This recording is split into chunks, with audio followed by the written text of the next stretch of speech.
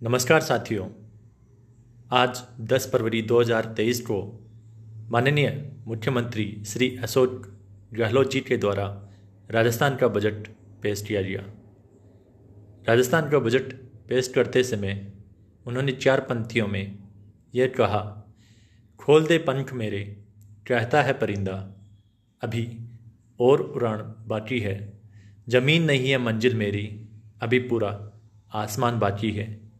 लहरों की खामोशियों को समंदर की बेबसी मत समझे नादान, जितनी गहराई अंदर है बाहर उतना तूफान बाकी है।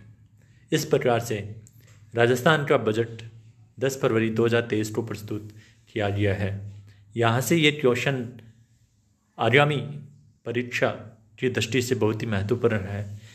यह पूछा जा सकता है कि राजस्थान का बजट कब प्रस्तुत किया गया, तो 10 फरवरी 2023 को। इस बजट की कुछ महत्वपूर्ण बातों के बारे में हम चर्चा करते हैं जो आने वाली परीक्षाओं की दृष्टि से बहुत ही महत्वपूर्ण है। सबसे पहले उन्होंने बताया कि मनरेगा के तहत रथौड़ी, सहरिया और विशेष जो योगीजन है उनको 100 दिवस के बजाय 200 दिवस का स्थायी रोजगार दिया जाएगा। इसके अलावा 25 करोड़ की लागत से जोधपुर में महात्मा गांधी दिव्यांग विश्वविद्यालय की स्थापना करने की घोषणा की गई है। यह बहुत ही महत्वपूर्ण क्वेश्चंस बन रहे हैं।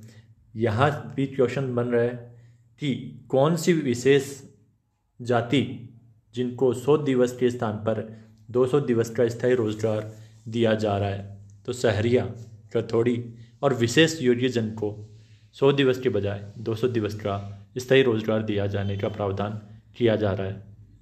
इसके अलावा महात्मा गांधी दिव्यांग विश्वविद्यालय की स्थापना कहाँ की गई है या कहाँ की जाएगी, तो जोधपुर में की जाएगी।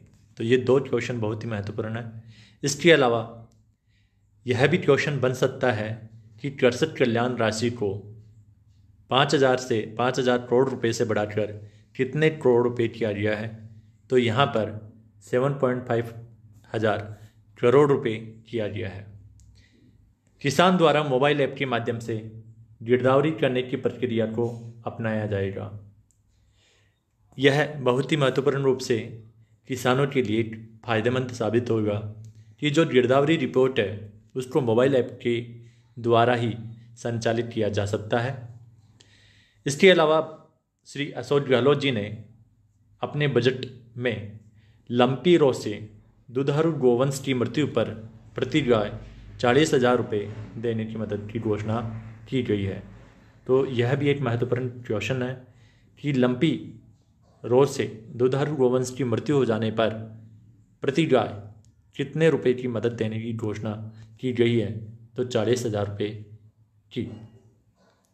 इसके अलावा सामाजिक सुरक्षा निवेश प्रोत्साहन योजना 2023 के लिए 100 करोड़ रुपए का फंड जारी किया जाने का प्रावधान किया गया है। तो आज के समय में सामाजिक सुरक्षा जो निवेश प्रोत्साहन योजना है उसमें बहुत ही महत्वपूर्ण रूप से समाज के लिए फायदेमंद साबित होती है। इसका फंड 100 करोड़ रुपए के रूप में किया जाने का प्रावधान किया गया है। इसके अलावा जो 18 से 35 के युवा वर्ग हैं उनके लिए स्टार्टअप के लिए प्रॉपर्टी जब खरीदने पड़ती है उस समय उसको स्टाम्प ड्यूटी माफ़ करने का प्रावधान किया गया है। तो यह भी एक क्वेश्चन बनता है कि जो 18 से 35 वर्ष के युवाओं के लिए स्टार्टअप के लिए प्रॉपर्टी खरीदने के लिए कितनी स्टाम्प ड्यूटी देने का प्रावधान है, तो यहाँ पर स्टाम्प ड्यूटी है वो पूरी की पूरी माफ़ करने की बात की जा रही है। इसके अलावा भू अभिलेखों की नकल प्राप्त करने के लिए काश्तकारों द्वारा दी जाने वाली राशि निःशुल्क करने की घोषणा की गई है। इसलिए यह बहुत ही किसानों के लिए और भी फायदेमंद बात है। यहाँ पर 2 चीज़ें किसानों के लिए बहुत ही फायदेमंद हुई। एक जो लास्ट स्लाइड है उसमें किसानों को जो गिरदावरी रिपोर्ट है वो मोबाइल एप्लीकेशन के द्वारा अपनाई जाने की प्रावधान है। यहाँ पर कृषक कल्याण राशि को 5,000 करोड़ से 7.5 करोड़ रुपये करोड़ रुपये करने का प्रावधान किया गया है। इसके साथ ही दुधारू जो गाय है उसकी लंपी रोग से मृत्यु हो जाने पर 40,000 रुपये देने का प्रावधान भी किया गया है। यहाँ पर किसानों के लिए भू अभिलेखों की नकल प्राप्त करने के लिए पहले कुछ पेमेंट देना पड़ता था, शुल्क देना पड़ता था, अब वो है निःशुल्क करने की घोषणा की गई है। इस प्रकार से किसानों के लिए बहुत ही फायदेमंद साबित हुआ है यह बजट। अपशिष्ट निस्तारण के लिए ग्रामीण क्षेत्रों में 650 करोड़ रुपए की लागत से एसटीपी और एफएसटीपी का निर्माण किया जाने का प्रावधान किया गया है। इस प्रकार से ग्रामीण क्षेत्र के लिए भी इस बजट में कुछ विशेष प्रावधान किया गया है। जो अपशिष्ट निस्तारण है उसके लिए 650 करोड़ की लागत से एसटीपी और एफएसटीपी का निर्माण किया जाएगा। महिलाओं को कार्यस्थल तक लाने व ले जाने की सुविधा के लिए महिला विशेष बस सेवा शुरू करने की घोषणा की गई है। इसके अलावा जब हम आगे पढ़ेंगे तो महिलाओं के लिए अभी जो 30% किराया माफ़ होता है सरकारी बसों में, उसको बढ़ाकर 50% कर दिया गया है।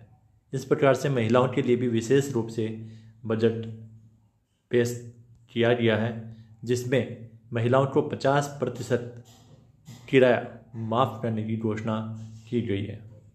आज का बजट पेश करते हुए सरकार के द्वारा या आगे से जो गाइडलाइन दी गई थी वह यह भी थी कि जितनी भी महिलाएं हैं या जितने भी जो महिला कॉलेज है या महिला स्कूल है उसमें इस बजट को सुनाया जाए, जिससे महिलाओं को मिलने वाली विशेष योजनाओं के बारे में उनको अवगत कराया जा सके।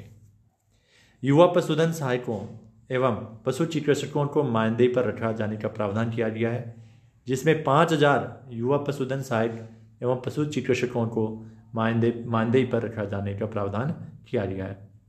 इसके अलावा वाल्मीकि कोष की राशि जो पहले 20 करोड़ रुपए होती थी उसको बढ़ाकर 100 करोड़ रुपए यानी 5 गुना कर दिया गया है। प्रवासी राजस्थानियों के लिए इंटरनेशनल राजस्थानी कॉन्क्लेव का आयोजन किया जाने का घोषणा भी की गई है। तो आगामी वर्षों में भी देखने को मिलेगा कि प्रवासी राजस्थानियों के लिए इंटरनेशनल राजस्थानी कॉन्क्लेव का आयोजन किया जाएगा। इस प्रकार से कुछ और बातें हम विशेष देखें तो उदयपुर में एयर कार्गो की स्थापना तथा जयपुर में नए एयर कार्गो परिषद का निर्माण किया जाने का प्रावधान किया गया है। तो यह भी एग्जाम की दृष्टि से बहुत ही महत्वपूर्ण है कि एयर कार्गो की स्थापना करने का प्रावधान किया गया है तो वह उदयपुर में है, और नए एयर कार्गो परिषद का यदि निर्माण करने की बात है तो वह जयपुर में है। जयपुर में 825 करोड़ की लागत से आधुनिक आधारभूत सुविधाओं से युक्त विश्वकर्मा एमएसएमई टावर के निर्माण करने की घोषणा की गई है कि जो एमएसएमई है, मीडियम स्मॉल एंटरप्राइजेज, इनकी टावर का निर्माण करने जिसे विश्वकर्मा एमएसएमई टावर कहा जाएगा उसको जयपुर में स्थापित किया जाएगा। तो यहाँ से ये क्वेश्चन पूछा जा सकता है कि विश्वकर्मा एमएसएमई टावर का निर्माण कहाँ किया गया है या कहाँ किया जाने की घोषणा की गई है, तो वह जयपुर में है और 825 करोड़ की लागत से इसका निर्माण किया जाएगा। राजस्थान प्रदेश में 1000 किलोमीटर की लंबाई पर राजमार्गों को 1250 करोड़ की लागत से 2 लेन करने की घोषणा की गई है। यानी राजस्थान प्रदेश में 1000 किलोमीटर लंबाई की जो राजमार्ग है उनको 2 लेन करने की घोषणा की गई है इस बजट में, जिसके लिए 1250 करोड़ रुपए का फंड जारी किया जाएगा। इसके अलावा भी बहुत सारी बजट में घोषणाओं का बताया गया है। बहुत सारी घोषणाएं की गई इस बजट में जो परिषद की दृष्टि से बहुत ही महत्वपूर्ण है। ये कुछ महत्वपूर्ण जो घोषणाएं हैं जो आपकी परिषद की दृष्टि से महत्वपूर्ण है उनको यहाँ पर बताया गया है। मुझे आशा है कि आपको यह जानकारी अच्छी लगी होगी। यदि आपको ये जानकारी अच्छी लगी है तो आप इस चैनल को लाइक कीजिए, सब्सक्राइब कीजिए और शेयर कीजिए। धन्यवाद।